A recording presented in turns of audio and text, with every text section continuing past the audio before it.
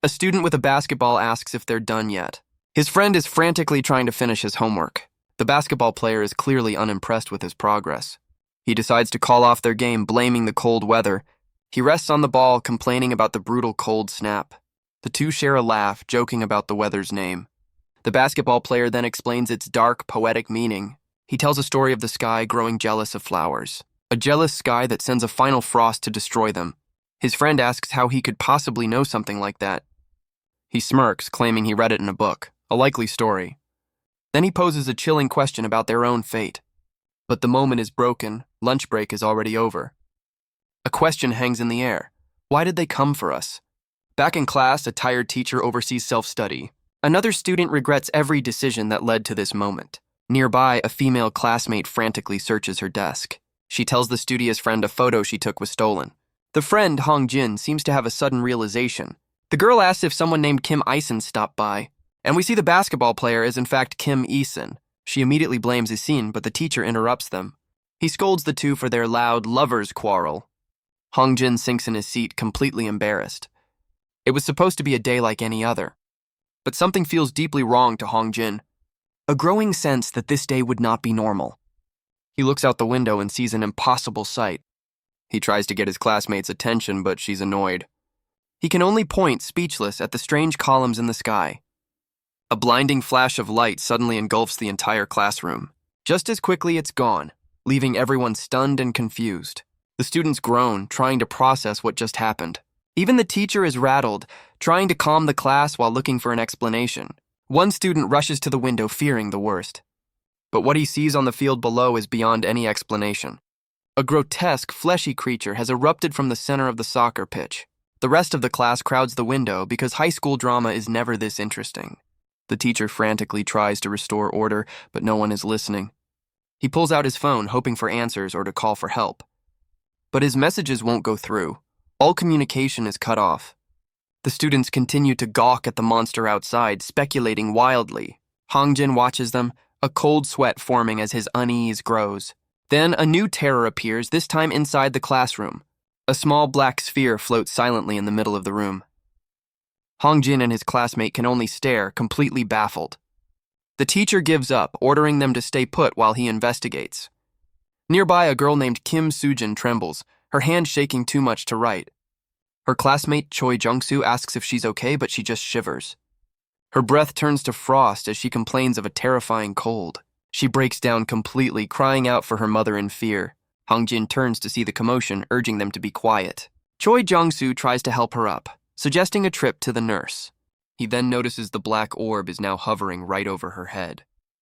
Kim Sujin looks up, her face twisting into something inhuman.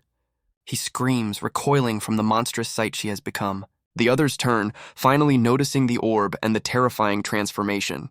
The girl's face begins to crack apart like dry earth. Her head splits open, revealing a nightmarish gaping maw. Hong Jin is frozen in place, witnessing the end of his normal life. Choi Jung-soo falls to the floor, his mind unable to process the horror. The teacher and other students are frozen in a state of shared terror. A grotesque, veiny hand slams down on a desk with sickening force. The creature that was once Kim Sujin now perches atop the desks. It lets out a strange, guttural sound, repeating a single alien word. Hong Jin and his classmates are paralyzed by a suffocating fear. The tense silence is broken only by the thud of a dropped book. And then, the screaming begins as the shock finally wears off. The classroom erupts into a stampede, so much for no child left behind. In the chaos, students shove and trample one another to escape. A classmate calls out to Hong Jin, his glasses knocked askew. Nearby, a girl has fallen to the floor, pleading for help. Hong Jin tries to help her, but she explains her legs have given out. He grits his teeth, the grim reality of their situation sinking in. But the monster still stands between them and the only exit. It lunges forward, cutting off the students' frantic escape. The teacher desperately tries to guide the survivors toward the door. One student makes a break for it, but is suddenly struck down. He looks up, his face a mask of pure shock and confusion. The creature blocks the doorway, its shadowy limbs extending outward. It has caught the boy, who lets out a scream of pure agony. His classmates can only watch, their faces pale with terror. The desperate escape spills out into the now chaotic hallway. The monster lifts its victim into the air, ignoring his desperate pleas. It holds him upside down, its strange chant echoing in the room. The boy begs for his life as he's brought toward the creature's maw. Hongjin holds his classmate, both of them forced to witness the horror. Our boy can only stare, his mind shattering at the sight. And just like that, the creature claims its first grisly victim. The black orb descends, dripping a dark substance onto what remains. The orb's dark tendrils envelop the boy, consuming what's left. The monster holds the orb aloft, a grotesque trophy of its first kill. It settles back onto the desks, its strange purpose fulfilled for now. Under a desk, Hongjin holds his classmate, trying to stifle her sobs. The creature turns, distracted by the distant sounds of panic. Hongjin and the girl can only watch, praying they go unnoticed. The monster lets out another guttural cry, repeating its strange word. It scans the room, as if searching for something it has lost. Elsewhere, a student complains about the noise from the floor above. In the bathroom, two delinquents dismiss the chaos as a prank. They look out the window, wondering about the strange thing on the field. The gray-haired one smirks, daring his friend to go touch it for cash. His friend flatly refuses, clearly not willing to die for pocket money. The smoker just laughs, calling him an idiot for taking it seriously. He stares at the fleshy mound outside, musing on who would be so foolish. He turns back to his friend, a sudden sinister thought occurring to him. A wicked grin spreads across his face as he announces he has an idea. On the floor lies another student beaten unconscious, a perfect volunteer. His friend asks if they're going to hurt him more, but the smoker has other plans. He says he's found a way to satisfy his innocent curiosity. The beaten student is now outside, walking unsteadily across the grass. His name is Cheolman, and he's been blindfolded and forced toward the monster. The bullies watch from above, threatening him to keep moving. They mock his poor sense of direction, filming the whole cruel ordeal. The friend starts to worry, asking what happens if Cheolman actually dies. The blindfolded boy stumbles right up to the edge of the fleshy maw.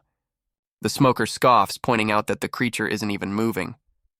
He's practically giddy with anticipation, telling his friend to just keep filming.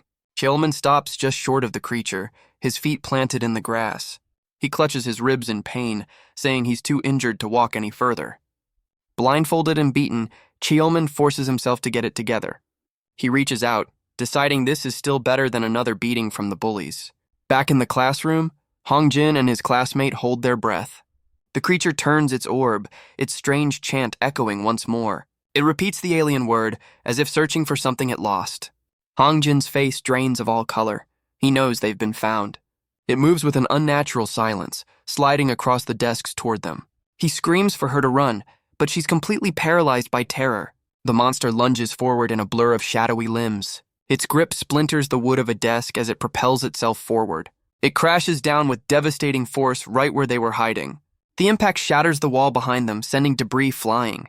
Hongjin can only watch, his eyes wide with pure shock. He looks back into the dust, miraculously still in one piece. He urges his classmate to run, but she's completely frozen.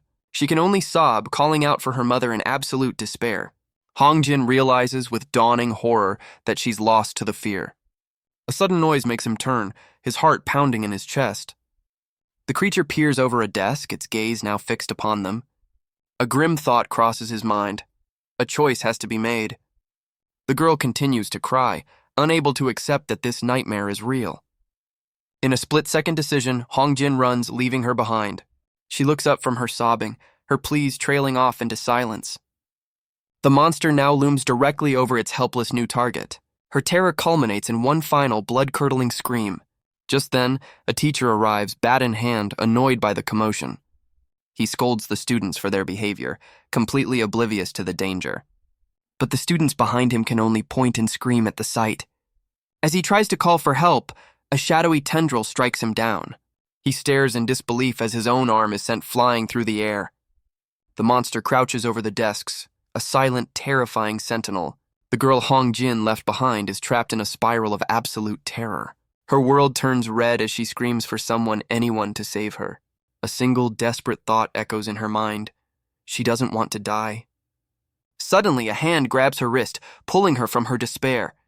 Hongjin has returned, complaining that she's surprisingly heavy. She asks where he went, and he gives the worst excuse imaginable: the bathroom. The teacher's attempt at heroism ends with a dropped bat and silence. The creature turns its attention away from the students for a moment. It casually discards the teacher's body out into the hallway. The monster scans the room, its purpose still a terrifying mystery. It begins to move, its steps unnervingly quiet across the floor. Its path leads it directly toward a storage cabinet in the corner. Inside, Hongjin and his classmate hide, praying they won't be found. She accuses him of running away, and he doesn't exactly deny it. They argue in hushed tones about who should check if the coast is clear. The girl thanks him, admitting she seriously thought her life was over. Hongjin looks away, the guilt of his earlier choice weighing on him. But she's not letting it go, asking if he really did ditch her to die. He tries to shush her, but she's not done calling him out. Priorities, people. He promises to buy her snacks, a debt she intends to collect daily. He argues that he's the hero here, having saved her life after all. But just outside their hiding spot, a monstrous hand creeps into view. They debate whether it's safe, deciding to peek out just a little. Unbeknownst to them, the creature is waiting right outside the door. With a trembling hand, Hongjin prepares to open the cabinet. He cracks the door open, and they both freeze in utter shock. The monster is staring right at them, its strange chant echoing softly. Its horrifying maw looms over them from above their hiding spot. As its hand closes on the door, Hongjin knows there's no escape. Hongjin's mind races, trapped in the dark with his regrets. But then he looks up, a sudden strange silence filling the air. He peers through the crack in the door, the monster is gone. He can't believe it, frantically searching for any sign of the creature. A sliver of hope appears. Maybe, just maybe, it actually left. His hand trembles as he listens, hearing nothing but blessed silence. But a familiar guttural chant echoes from right outside their hiding spot. The girl breaks down, screaming as the monster's voice surrounds them. Hongjin joins her, begging for it to end. So much for a clean getaway. Outside, the school building stands peacefully against a clear blue sky, until a massive explosion rips through the third-floor classroom wall. Meanwhile, on the field, Chaelman takes a hesitant step forward. Blindfolded and in pain, he reaches out toward the fleshy creature. His fingers brush against its strange, leathery hide. He recoils in shock as dark tendrils begin to snake around it. From above, the bullies laugh, ecstatic that he actually touched it. Chaelman stands alone, a helpless pawn in their cruel game. The gray-haired bully tells his friend to get ready for the big reveal. He yells down, taunting Chaelman to take off the blindfold. He grows impatient when Chaelman doesn't immediately obey. But his taunts die in his throat as something else catches his eye. He stares at the gaping, smoking hole that just appeared in the school. The sound of the blast startles Chaelman, who flinches in confusion. He looks up toward the school, sensing the sudden, violent shift. In a flash, the classroom monster erupts from the ground before him.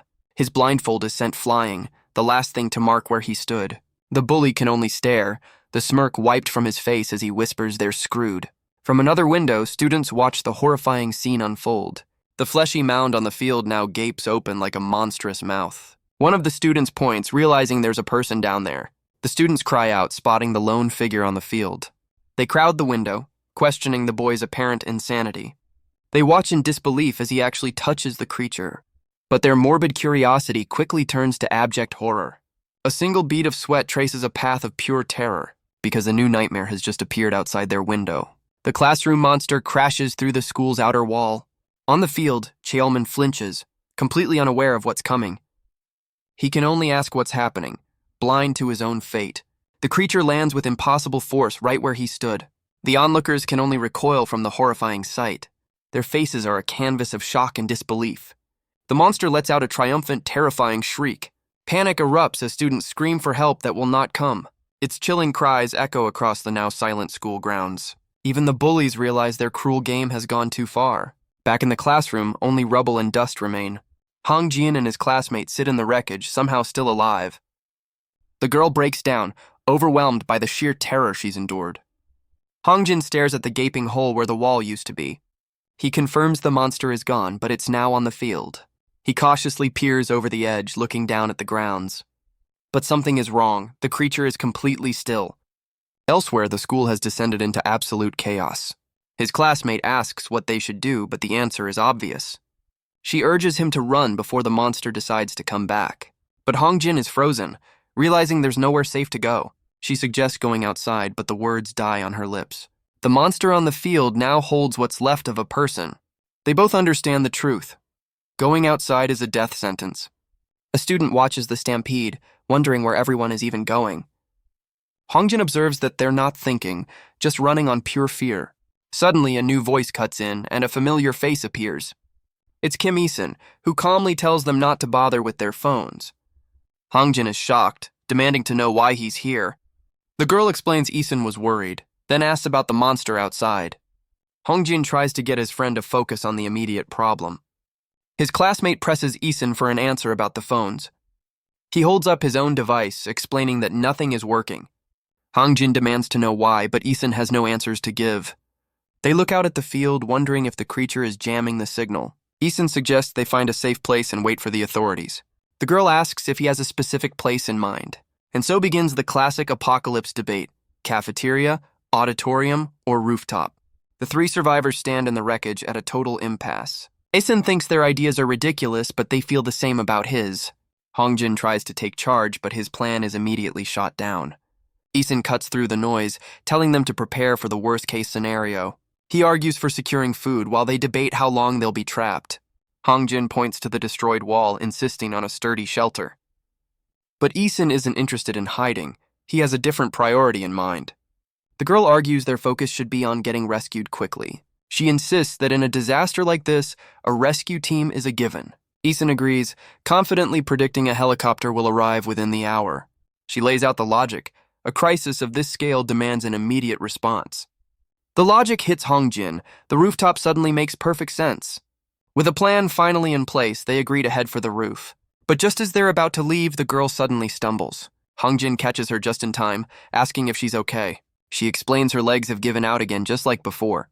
Her face is a mask of delayed shock, the adrenaline finally wearing off. Hongjin asks if she can walk, hoping their debate had calmed her down. Her hand trembles, gripping his sleeve for a moment of support. She realizes she's not alone in her fear. Everyone is just hiding it. Finding new resolve, she insists she can walk on her own. They leave the ruined classroom behind, the field a silent reminder of the threat. The trio races up the stairs, their only goal now the rooftop. The girl suddenly questions if the door is even open. Great time to bring that up. She accuses Eason of making a plan without checking the most basic details. He brushes it off, claiming he can get it open one way or another. Eason has a sudden realization, quickly denying that he smokes. Luckily for them, the door is already unlocked and slightly ajar. Eason reaches for the handle, ready to face whatever's on the other side. He throws the door open, leading his friends to their supposed sanctuary. But the rooftop is already crowded with other student survivors. The bullies from the bathroom are there, immediately spotting Eason's group. Other students huddle together, their faces etched with fear and uncertainty. Hongjin realizes they weren't the only ones with the brilliant helicopter idea. His classmate observes that everyone looks terrified. You don't say. But Eason suddenly freezes, a curse escaping his lips. He stares ahead, muttering that they are all completely screwed. The others demand an explanation for his sudden despair. He turns, delivering the grim news. The rescue team isn't coming. He raises a trembling hand, pointing toward the city skyline. He asks them to look closely at what's waiting for them out there. On a distant rooftop, another one of the fleshy monsters sits silently. The horrifying truth dawns on them. This isn't just happening at their school. Eason sinks to the ground, crushed by the weight of this new reality. He wonders aloud where everyone went, feeling utterly abandoned. His attention is then drawn to another student shivering on the ground nearby. The gray-haired bully is on his knees, demanding to know where he is. Far below, the classroom monster now stands atop another building. Two other students on the roof stare in disbelief at the impossible sight. A boy with glasses gasps, his mind struggling to accept what he's seeing. One student observes that things seem much quieter now than before. The boy with glasses repeats the word chaos, a cold sweat on his brow. He looks across at another building with a gaping hole in its side. Inside, a man lies motionless on the floor of a destroyed office. A monstrous hand reaches through the shattered window toward the body. It grabs the man by the head, its intentions horrifyingly clear. The creature begins to drag its victim out of the building. It pulls him away, leaving nothing but a dark smear behind. So much for evidence. The student grips the rooftop bars, his face pale with dawning horror. He realizes if the city is like this, their homes are probably gone too. A blonde girl calls out to Hongjin, desperately asking if they'll be okay. They can only stare out at the city, wondering why this happened to them. The question hangs in the air. Is this just their neighborhood or the entire world? But the gray-haired bully interrupts, telling them to stop talking nonsense. He threatens them, saying the situation is bad enough without their whining. Hong Jin and the girl are stunned by his sudden aggressive outburst. The bully grabs the girl's head, threatening to use her as monster bait. She struggles against his grip as Hong Jin watches in alarm. A cruel smirk spreads across the bully's face as he enjoys their fear. He then strikes her hard across the face, sending her reeling. Hong Jin's eyes widen, completely shocked by the senseless violence. The girl collapses to the ground, clutching her stinging cheek. She looks up in a daze, unable to process what just happened. The bully looms over her, acting as if she was the one who started it. Hong Jin quickly moves to protect her, telling the bully to back off. The bully cracks his knuckles, mocking Hong Jin for taking the hit for Isun. Hong Jin stammers, completely at a loss for words. The girl on the ground weakly tells the bully to stop. But another student steps forward, calling the whole thing ridiculous. The bully scoffs, dismissing her as a first-year punk. She fires back, questioning his need to play gangster games. He snaps, asking if she wants to end up like the boy on the field. He then turns his attention to Isun, taunting him. The bully smirks, daring Isun to get involved in the fight. Hong Jin and his classmate can only watch, realizing this is not the time. Our boy is completely overwhelmed, his head spinning from the chaos. The other students on the roof watch the drama unfold. Because of course they do. But something else appears in the sky. A small black orb. Hong Jin spots it and his blood runs cold. He recognizes that sphere with a dawning, sickening dread. He flashes back to the horror in the classroom, to Kim Soo-jin's transformation. A cold sweat drips down his face as the memory hits him. The orb hangs in the air, a silent, terrifying omen. He screams for his friends to get up and run now. The bully is unimpressed, asking who gave them permission to leave. Hong Jin yells that someone here is about to turn into a monster. The rooftop standoff is suddenly filled with a new kind of tension. The girl in the hoodie is stunned by his frantic warning. The bullies just laugh, finding the idea of monsters hilarious. But Isun's face tells a different story. He's starting to believe. Hong Jin drops the bombshell. The monster on the field was Kim Soo-jin. That's all Isun needs to hear. He makes a break for it.